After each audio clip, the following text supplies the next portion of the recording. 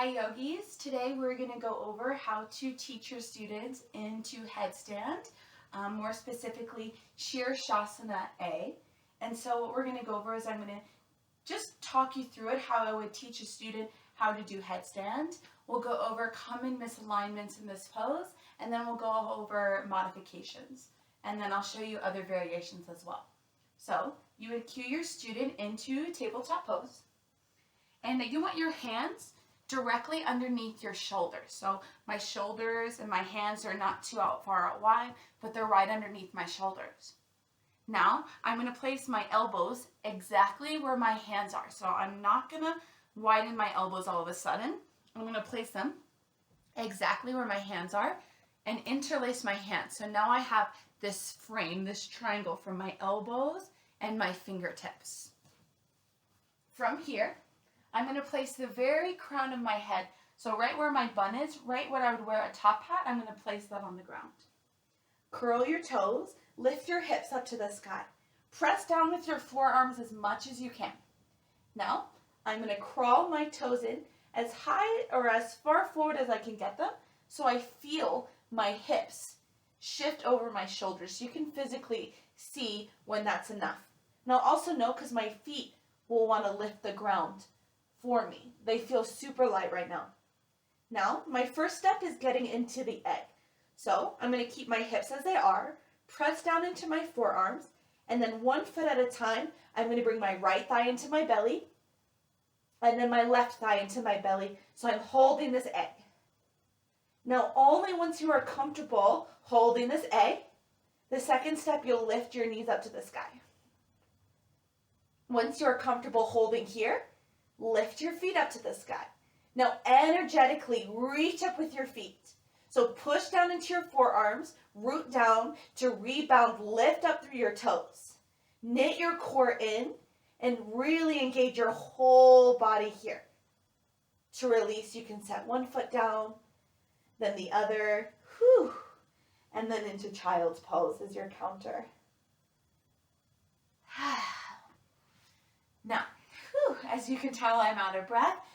Headstand is really challenging, and there's lots of things that we do to compensate and to try to get in this pose, but they end up being more hurtful. So the common misalignments, the first one is the wide elbow. So the first thing that I see is when students bring their arms down, they tend to widen their elbows out really wide.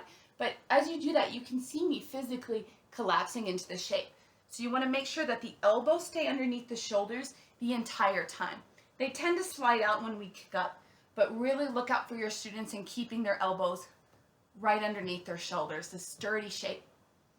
The second common misalignment I see is students not coming onto the crown of their head, but rather their forehead. I see somehow people balancing on their forehead in this pose, but you want your students that you want to place the crown of the head down. Another misalignment I see is a collapse in the shoulders. And like I said, this typically happens when we widen our elbows, but I just want you to see the physical difference between here where I'm collapsing versus here where I'm engaged. So to engage, you want to press down into your forearms, and you can physically see here I'm dumping and here I'm engaging. So tell your students to press down into their forearms. So they're using all of their muscles rather than finding this crunch and this collapse. Now, another misalignment I see is students' cores are not engaged. So it's hard to show safely this, so I'll just show you. Imagine I'm here in headstand. So I see a lot of students' ribs flaring forward like this. And when you flare your ribs forward, your belly is not engaged, and you're finding this crunch in your back.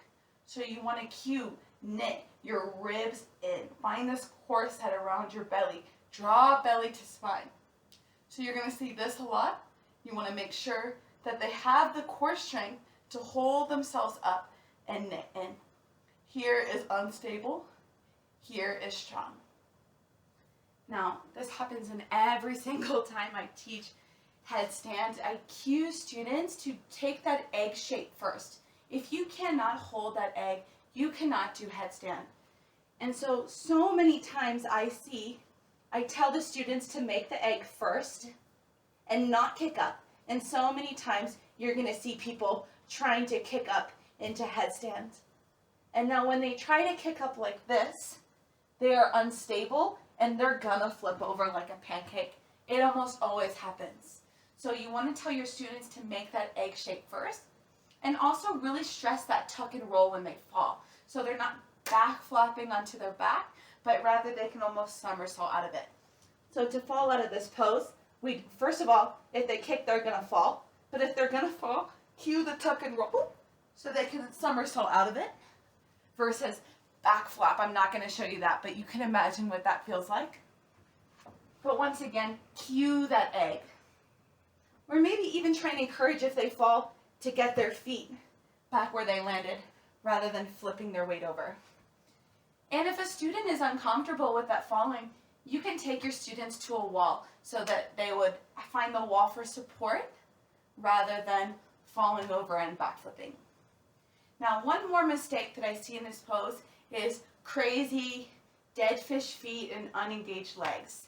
So you want your legs to be together, ankles together, and actively reaching your feet up to the sky.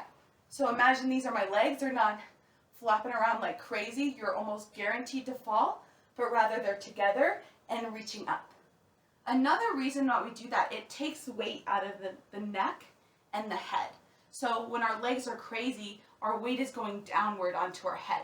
But rather, if we have engaged legs, the more you reach your legs up, the lighter that you're going to feel here. So that looks something like this.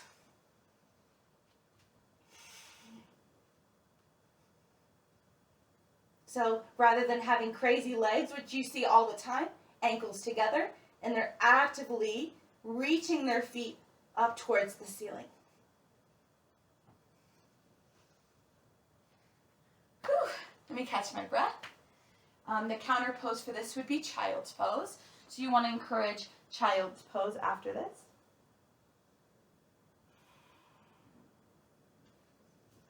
Now, this is an advanced pose. You might have students that are uncomfortable putting their head on the ground or having weight on their neck.